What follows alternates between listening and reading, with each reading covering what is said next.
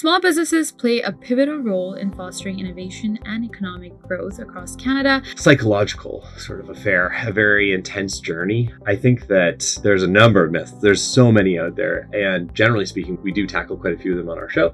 And we do also, in our book, Startup Different, which I'm going to shamelessly hold in front of me right now, we do also actually bust over 33 different myths in the book itself. To all entrepreneurs out there, remember that building a business is not just about the product or service you offer, it's about the people you work with. Whether you're working with family, friends, or colleagues, maintaining strong relationships is key to long-term success. People that we have in this country are absolutely phenomenal. Our development team, our operations team, our sales team, we had an incredible culture because we were incredibly diverse. We were in downtown Toronto. We had just an incredible team atmosphere in our company.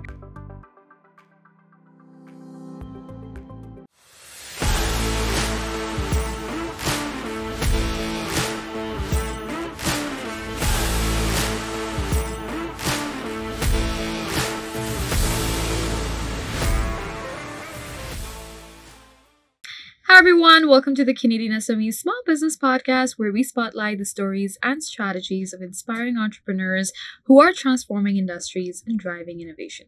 Today, we're thrilled to have two incredible guests, Chris and David Sinkinson, who have built and scaled a successful SaaS business and are now sharing their experiences through their podcast Startup Different. Small businesses play a pivotal role in fostering innovation and economic growth across Canada, and it's very essential for entrepreneurs to really understand that there are many paths to success, and today's guests have proven that starting up differently can lead to remarkable results. Chris and David are proven SaaS entrepreneurs who have co-founded AppArmor, a public safety software startup that was acquired by Rave Mobile Safety in 2022. Their journey continued with both AppArmor and Rave were acquired by Motorola Solutions for over $550 million later that year. Now, the brothers have launched Startup Different, a podcast and book that debunks common startup myths and provides entrepreneurs with the tools they need to succeed without following conventional models. Their insights show that startup success isn't about unicorns, it's about building a business your way. Hi, David and Chris. Welcome to the podcast. How's it going today? Great. Happy to be here. Yeah, thank you. No, we're very pleased to have you both here. And both of your journeys is nothing short of inspiring. And we are very excited to explore your experiences, your insights into startups and entrepreneurships. Now, let's discuss how to set the stage, of a startup journey, because starting a business is always an exciting yet challenging process. You both decided to bootstrap our AppArmor from ground up and navigate your way to an incredible exit. But let's start at the beginning. David, could you share what motivated you and Chris to start AppArmor, and how did you identify the gap in the market for public safety software solutions? Yeah, it's a great question. So I think it was kind of an interesting journey. At the time when AppArmor was first sort of happening, we actually had a number of sort of hustles that we were working on. And AppArmor just happened to be one of them. The backstory to it was I was working at my alma mater, which was Queen's University in Kingston, Ontario. And I was sitting on a committee called the Campus Safety Working Group, and we did an audit of the blue light emergency poles on the campus. So most universities and colleges in North America have these, actually across the globe. And you press the button and campus security knows where to go if in the event of an emergency. So we did an audit of these poles, and we found that a significant percentage of them weren't functioning as intended for various reasons. Literally the wiring in some cases to the light bulb was burnt out. So sort of in the right place at the right time, I said to the Associate Dean of Student Affairs, hey, wouldn't it be great if we had a mobile app where you could press a button and it would, at least call campus security if the person was in danger? And surprisingly, they were into it. So it's kind of one of those moments where I was like, oh God, I have nothing. And so I turned around like, thank goodness I have this family member who knows a thing or two about coding mobile applications. And so I turned to Chris, and then Chris sort of helped build version 1 of the application. And then we were kind of off to the races from there. Wow. You had other universities reach out to us after the app went live. And I should mention too that our platform was a little bit different because, so we were called AppArmor, but there was no AppArmor app. It was actually, we built apps for each organization. Okay.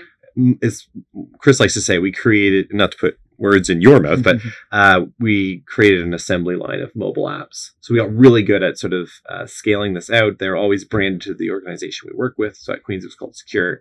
At York University, it's called York U Safety. At UCLA, it was called UCLA Bruin Safe. So we always worked with the customer and built out this like highly customized product. And we grew very quickly and kind of got into the market and got more passionate about public safety and how we could help people through our software. That's really inspiring. I mean, taking an idea from a simple thought and transforming it into a solution that helps people worldwide is no small act. Yeah. But Chris, could you share your perspective on the early challenges you faced in bootstrapping AppArmor, especially when it came to scaling with very limited resources? We were fortunate in that we did have some other little side hustle apps, software-based things that we were doing. So we were able to kind of like fund ourselves with this, set of different products that were all bringing in small revenue streams. But people would often say to us when we were pitching our product to them is like, who are your investors? Who are your funders? And we would jokingly say we have a revolutionary funding model, customers, because we were very fortunate that our initial client, which was Queen's University, actually won an award, a national award for the safety app that we had built them. I think Dave and I had hoped that we would get the award. Yep. And actually, the institution got the award for this innovative idea. But what we were really fortunate about was when they won that award, it was actually in a big auditorium. I think it was in Toronto. It was all the other universities, all the other prospective clients seeing Queen's University go up to accept this award for this app that they had built. So obviously all these other prospective clients then went to Queen's and said, who built that app for you? And so we had this like immediate traction because we were doing something innovative. It was very early on in the process. When we started doing this, the App Store was only maybe a year or 2 years old on the iPhone. So it was fairly early. It was a very novel idea of how to use this. And it kind of just grew from there. So I never really felt like we had any we never had a reason that we had to go out and try and raise money. We just sort of had enough money to kind of keep growing it at a pace that we were comfortable with. Yeah, that's amazing. I think it's your perseverance that really laid the foundation for AppArmor's success. And because, with overcoming challenges, especially in the early days with such limited resources, it's no easy feat, and it's clear that your determination, it played a great role in shaping your journey. To our listeners, if you're thinking about starting your own business, remember that success doesn't happen overnight. It's really about persistence, strategy, and making smart decisions at the right time. David's journey shows us that scaling a startup requires both vision and willingness to seize opportunities as they come. Yeah. Now, let's now that we've explored your, entrepreneurial journeys, let's dive into the world of startup culture and the myths surrounding it. Now, startup culture is often glamorized and, especially with the rise of tech unicorns and huge venture capital deals. But there is more to the reality than what's portrayed, right? David, what are the top 3 startup myths you think hold entrepreneurs back? And how do you address these in your podcast Startup Different? Yeah. So I think starting a business is always a very psychological sort of affair, a very intense journey. I think that there's a number of myths. There's so many out there. And generally speaking, we do tackle quite a few of them on our show. And we do also, in our book, Startup Different, which I'm going to shamelessly hold in front of me right now, we do also actually bust over 33 different myths in the book itself. But in terms of sort of the top 3, the first one I want to hit is that, especially for my software, SaaS brothers and sisters out there, is that do you really need funding? And we actually have a section in the book that's called Profit is Your Funding, because we're very deeply skeptical of seed funding as being a requirement for, or even something that necessarily helps a small business or a startup get off the ground. And it's because it's very much a mixed bag. When you look at the data, and it's not just me yelling at a cloud, it's very much data-driven sort of analysis. And a lot of it is that, about 75% of startups that are venture capital backed fail anyway, and about 80% of e-commerce and tech startups fail as well.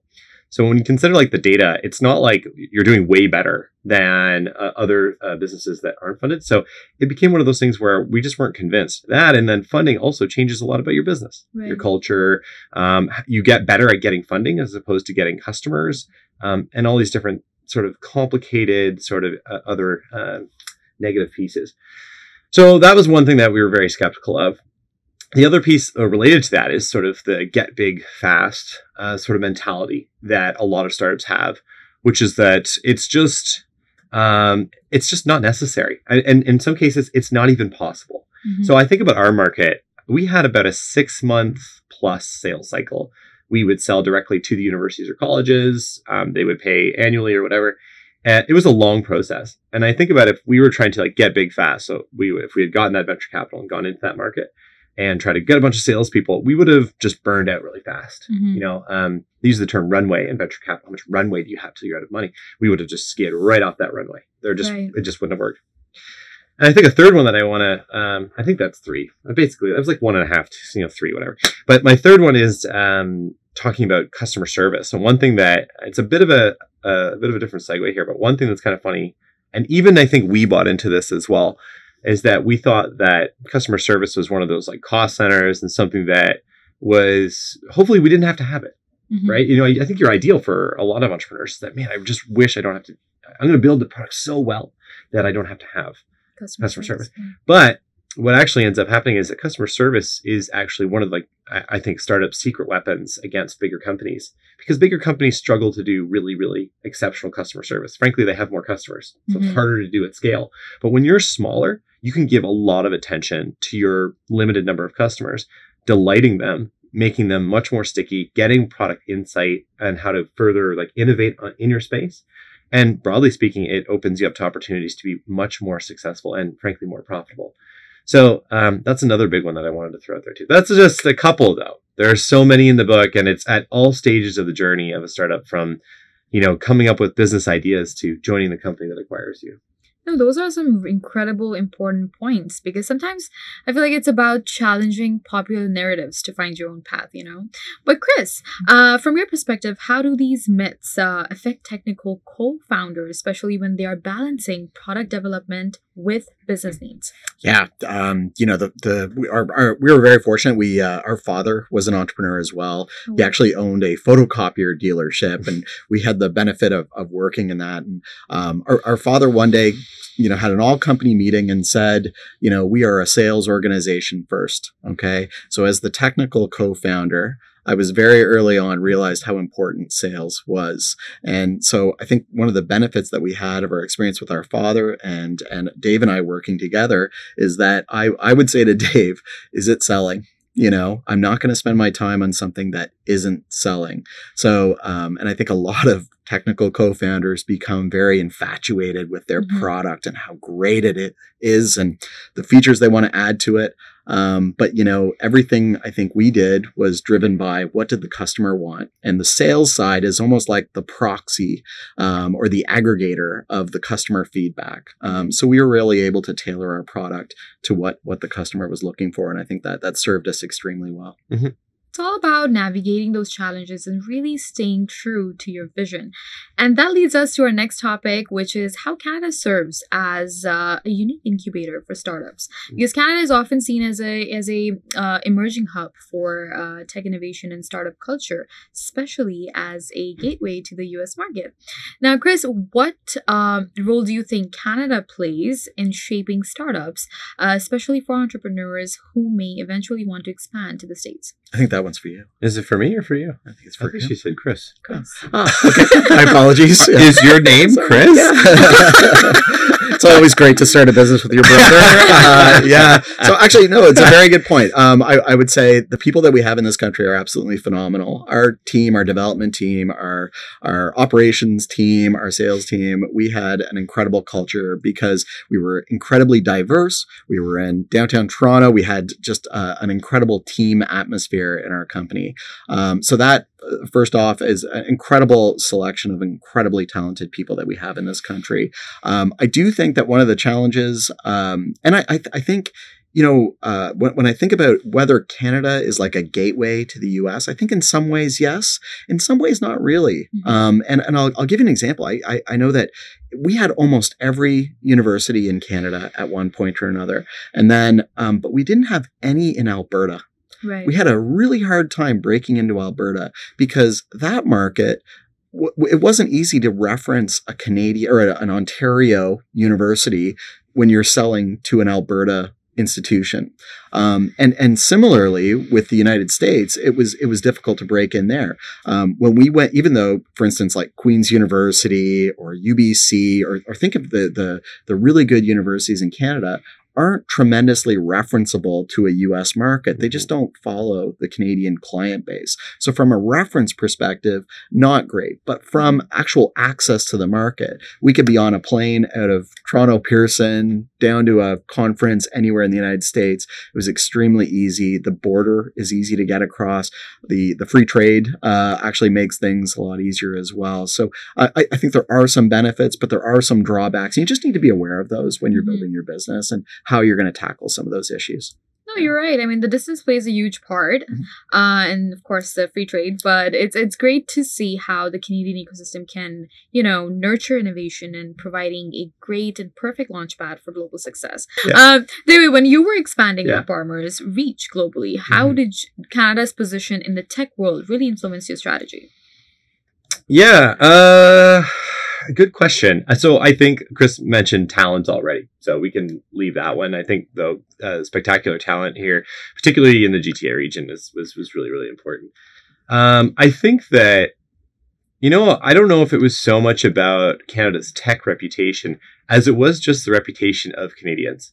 So what's fascinating is when you enter the US market is that the United States is and I mean this in the right way, but it's a series of countries, okay? And it's not just on a state basis. It's like regionally, they're very, very different. So if you're in the Pacific Northwest, or if you're in sort of like in Florida, like it's a very different kind of conversation you actually end up having with people.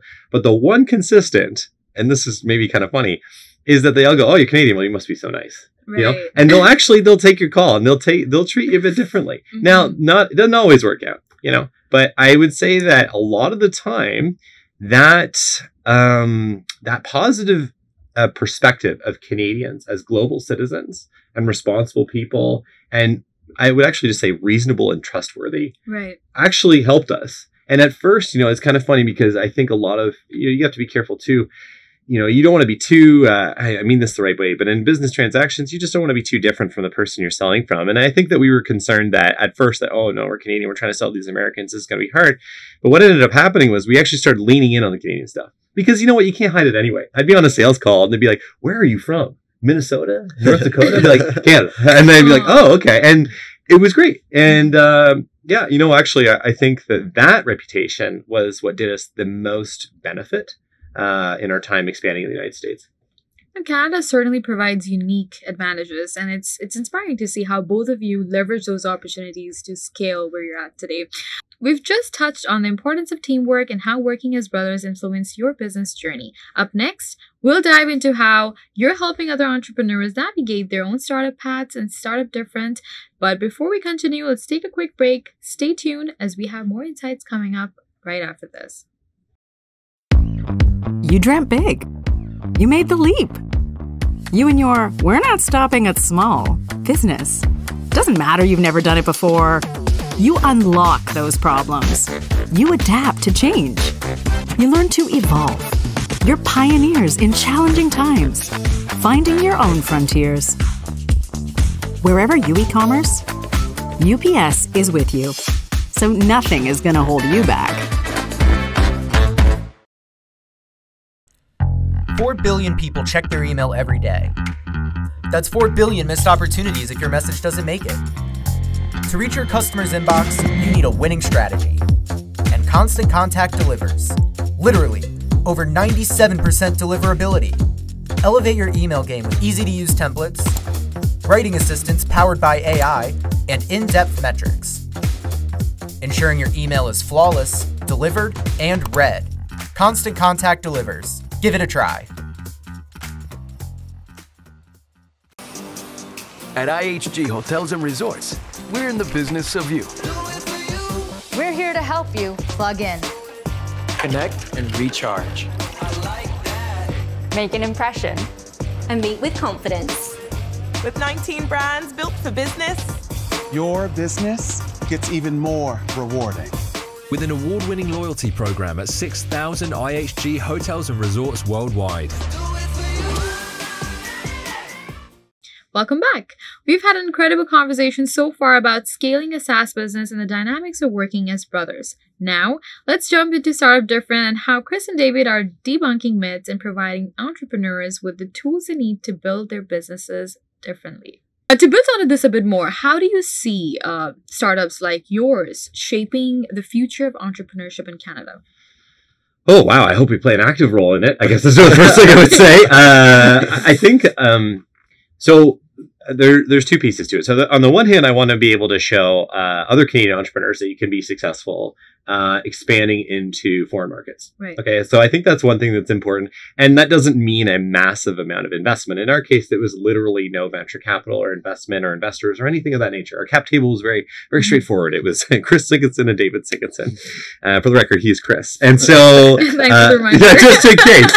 I'm sorry, I'm having too much fun with that. But so that's the first thing. The second thing, though, is I would want, in terms of like our entrepreneurial sort of legacy, to be for people to question those base assumptions and sort of the startup pop culture. And it's kind of coming back to our book here a little bit. But I think that it's really what happens is you start a business and you have this expectation that you're going to be, rich overnight or something like that.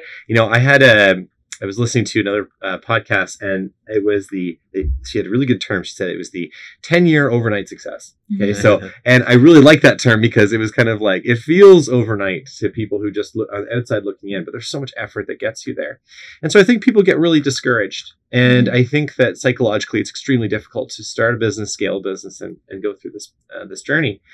And so that's when you start buying into these really, really bad pop culture ways to run a business. Right. All of a sudden you're like, oh, am I not growing fast enough? Am I not doing this right? Like, should I go for funding? Should I hire a bunch of people? Do I need more salespeople? Like, how do I do this differently? And I think that my legacy would be for people out there would be, rather than pursuing validation among your peers, pursue validation in the market. Mm-hmm. The market will tell you if you're on the right path. Profit is the indicator as to how well you're doing or not. And stick to your guns on that. And it's tough, though, because there'll be times when it really weighs you down, this journey. That is great advice, by the way. I mean, I really like the reference you made to the pop culture. I mean, you cannot just get, successful overnight. Yeah, right. To all entrepreneurs out there, remember that building a business is not just about the product or service you offer. It's about the people you work with. Whether you're working with family, friends, or colleagues, maintaining strong relationships is key to long-term success. Chris and David's story shows us the power of collaboration and the trust in business. But that leads us to our next topic as we move forward. Let's dive into the significance of adopting a different approach when building a startup, because you touched a little bit on it. Let's dive, kind of deeper on it. Now, your podcast, Startup Different, has been helping entrepreneurs rethink how they build their business by offering fresh perspectives. David, can you tell us why you believe startups don't need to chase big funding or high-risk strategies to succeed? Because it's, I think, again, a good question, but I think it's all about critically evaluating these decisions in the context of your business. Whereas when you hear about these pop culture myths, you're evaluating them in the context of aggregate advice. And this is where it gets complicated, because your business is fundamentally unique. The way you attack the market, the way you make your product. I even in our space, we had competitors that did stuff that was reasonably similar to us. But I believe things like our culture and the decisions we made around that were extremely important in our output and a competitive advantage. And so I do think that taking the aggregate advice and really critically analyzing it and figuring out how it can apply to your business is exceptionally important. If you just take it for what it's worth, like I think about, and by the way, we're not immune to this. On a handful of vacations, Chris and I bought into some sort of myth and we had terrible consequences, right? And I think that critically evaluate in your context and understanding that maybe the decisions that are out there that are good for other people aren't good for you. Right.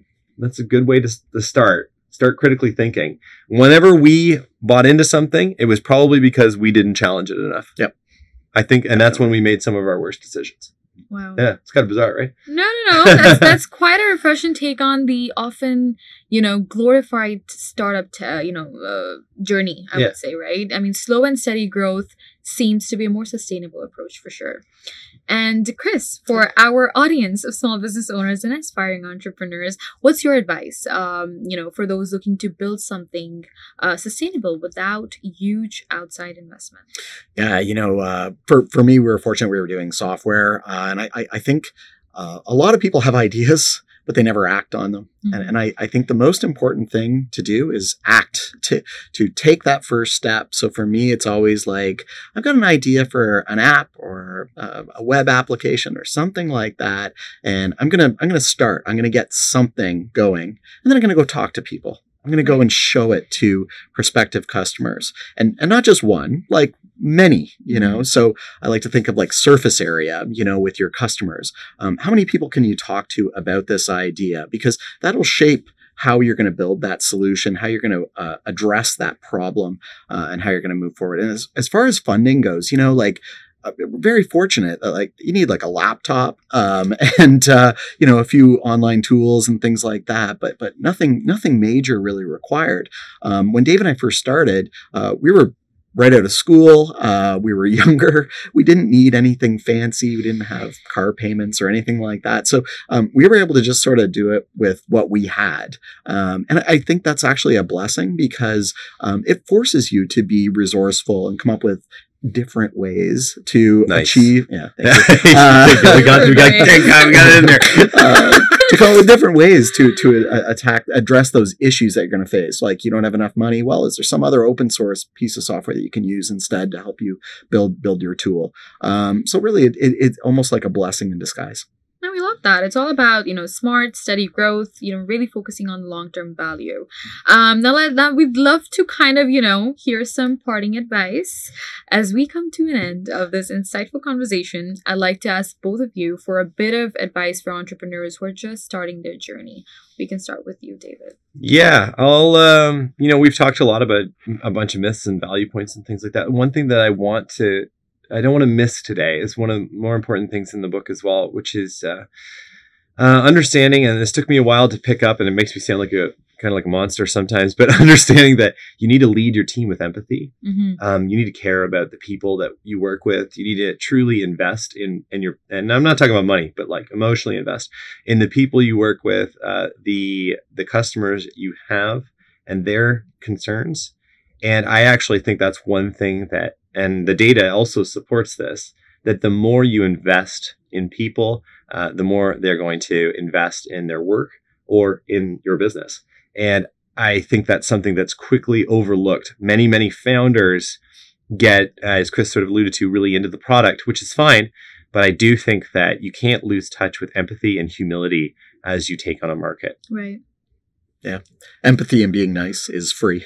It just takes time, right? It's about how you interact with your team, how you feel about how they're feeling about things. And you make sure that they're feeling rewarded in what they're doing.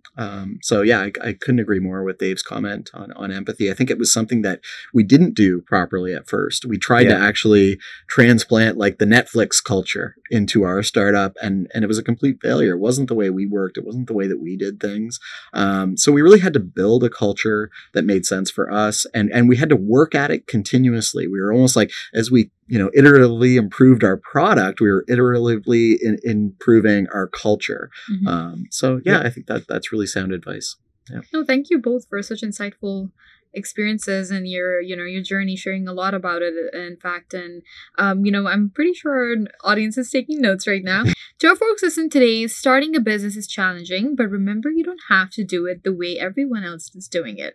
Chris and David have shown us that taking a different path can lead to incredible success. Stay true to your vision, don't be afraid to challenge norms, and keep pushing forward. But where can they find this book? Yeah, of course. You can find it on all the major online retailers. Okay. So Amazon, easy one for just about everybody. But of course, if you have another preference, you can do that as well. Did I miss anything on that? I think that's right. Nope. It's also going to be available as an audiobook. Okay. You can listen to Dave read it to you if you would. Narrated by yours truly. I have the voice whispering. Yeah. Ladies and gentlemen. No, it's fun. And occasionally I do impressions of people in the book because people are quoted. So anyway, it's quite a bit of fun. Yeah, that is great. No, thank you so much to the both of you for joining us and sharing your incredible journeys, insights, and advice with us today. It's been a pleasure hearing about your experiences and learning from both of your successes. Again, thank you for your time. Thank you so much for having us. Thanks.